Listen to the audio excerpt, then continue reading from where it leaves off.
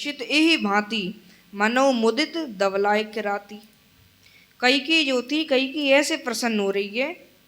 अयोध्या में कोई प्रसन्न नहीं है, केवल कैकेयी है एक प्रसन्न हो रही है। और जब कैकेयी को हंसते देखा, प्रसन्न देखा, तो ऐसा लग रहा था जनो मानो तो जैसे कौल भीलनी होती है ना, भीलनी, भीलनी ने जंगल में आग लगा दी हो, फिर प्रसन्न हो रही हो कि मैंने जंगल में आग लगा दी।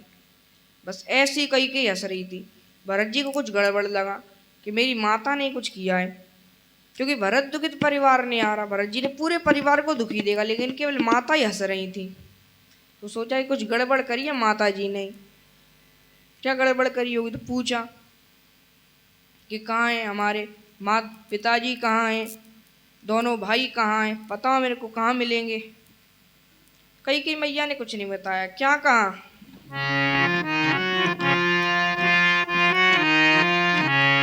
तात बात में सकल सवारी, भई मंथरा सहाय विचारी।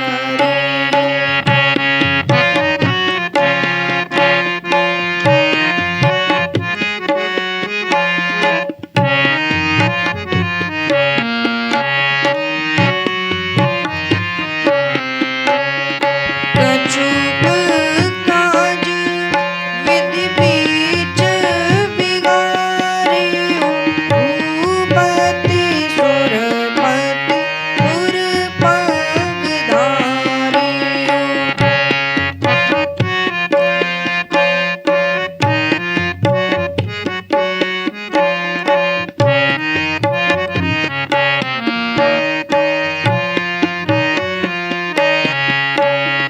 तात तात हाँ तात पुकारी, हरियु भूमि तल व्याकुल भारी।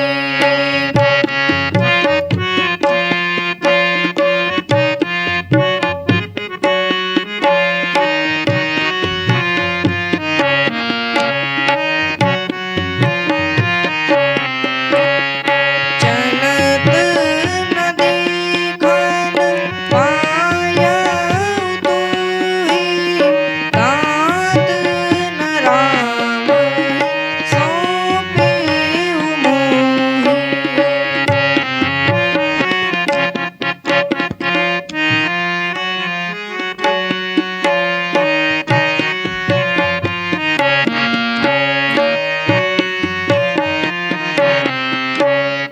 तात न राम सौंपेउ मोहि।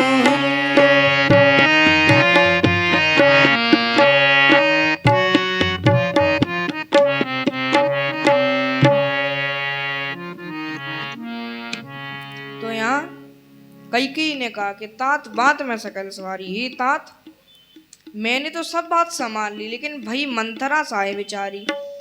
मैंने सब बात संभाल ली, उसमें भी मंथरा ने मेरी सहायता कर दी। लेकिन कछुक काज विधि बीच बिगाड़ी, उसी बीच विधि ब्रह्मा ने थोड़ा सा कार्य बिगाड़ दिया। क्या? कि भूपति सुरपति पुर पगधारी, महाराज दशरथ स्वर्गवास कर गए, यानी स्वर्ग में चले गए, मृत्यु हो गई। इतना सुना भरत जी सोच में पड़ गए कि ये कैसे हुआ, पिताजी स्वर्गवास कर गए। तो देखिए यहाँ पर कितनी विचित्र बात कही है कैकेयी ने। कहती है कि तात बात में सकल सवारी, हे तात मैंने सब बात संभाल ली। भाई मंथरा सहाय विचारी, उसमें भी मंथरा ने मेरी सहायता करी, सब बात संभल गई। लेकिन थोड़ा सा कार्य विधि ब्रह्मा ने बिगाड़ दिया। बिगाड़ दिया तो विधि ब्रह्मा ने, और बना दिया तो हमने। ये मनुष्यों का स्वभाव है। कार्य बन जाए, अरे मैंने ऐसा कार्य किया, अरे मैंने ऐसा कार्य बनाया, और बिगड़ जाए तो अरे वो तो ऐसा ही है, विधि ब्रह्मा ने ऐसा ही रचा है, वो तो होगा ही। जैसे हम लोग भगवान की कहते हैं, अरे भगवान ने कार्य बिगड़वा दिया, भगवान ने ऐसा करवा दिया, और बन जाए तो देखो मैंने ऐसा करवा दिया। ऐसा स्वभाव है मनुष्यों का। लेकिन यहाँ देखिए कैकेयी ने भी वही स्वभाव दिखाया। कि तात बात में सकल सवारी, मैंने सब बात संभाल ली, लेकिन विधि ब्रह्मा ने थोड़ा सा कार्य बिगाड़ दिया। क्या कि दशरथ जी का स्वर्गवास हो गया। अब तो तात तात हाँ तात पुकारी, तात तात हे तात कहते हुए भरत जी भूमि तल पृथ्वी पे गिर गए और बड़े व्याकुल हो रहे हैं और कह रहे हैं कि चलत न देख न पायूं तो ये तात, मैं ननिहाल में रहा, आपको जाते हुए नहीं देख पाया, वरना आप मुझे राम जी को सौंप देते। अंतिम समय पर तात ने राम सौंपे मोई, मुझे राम जी को नहीं सौंपा आपने, और बहुरी धीर धर उठे सवारी। अब भरत जी ऐसे तैसे धीरे धारण करके खड़े हो गए, उठे सवारी और कहूँ पितुमरन हेतु मातारी, और माता जी से कहा कि पितुमरन हेतु मातारी, पिताजी के मरण का कारण बताओ। ये देखिए जहां भी कोई भी ऐसी दशा होगी, जैसे वाणी गदगद हो गई, बोल नहीं पा रहे, सुनैना मैया जो थी ना सीता जी की माता जी, उनकी वाणी गदगद हो गई थी। प्रेम पंख जनु गिरा समानी, प्रेम की कीचड़ में वाणी धस गई थी। अब जैसे कीचड़ में हमारा पैर चला जाए तो उसको एकदम नहीं निकाल पाते, ऐसे धीरे धीरे पैर निकलेगा, निकाल तो लेंगे एकदम हम पैर कीचड़ में से, लेकिन धीरे धीरे निकलता है। बस ऐसे ही हमें धीरे धारण करना पड़ता है। कहीं भी प्रेम की चर्चा आई है रामचरितमानस में, वहां धीरे धारण किया है। लेकिन जनक महाराज ऐसे थे कि ज्ञानी होते हुए भी धीरे नहीं धारण कर पाए। बाकी सब ऐसे थे, ज्ञानी नहीं थे, प्रेम करने वाले थे, भक्ति थी, तो उनने धीरे धारण कर लिया। लेकिन ज्ञानी महाराज जनक थे, और ज्ञानी के कभी आंसू नहीं आते। उन दशरथ जनक जी के भी आंसू रुके नहीं थे जब सीता जी की विदाई हुई थी तब, तो ऐसा रोए थे। तो ऐसे थे, जनक जी के लिए धीरे धारण शब्द नहीं आया है, सबके लिए आया है कि इसने धीरे धारण किया। कौशल्या मैया भी परेशान होती हैं तो उनके लिए धीरे धारण शब्द आया है। और यहाँ भरत जी भी धीरे धारण करके ऐसे तैसे खड़े हुए। फिर माता जी से पूछा कि कहो पितु मरण ही तो मातारी, पिताजी के मरण का कारण बताओ मुझे।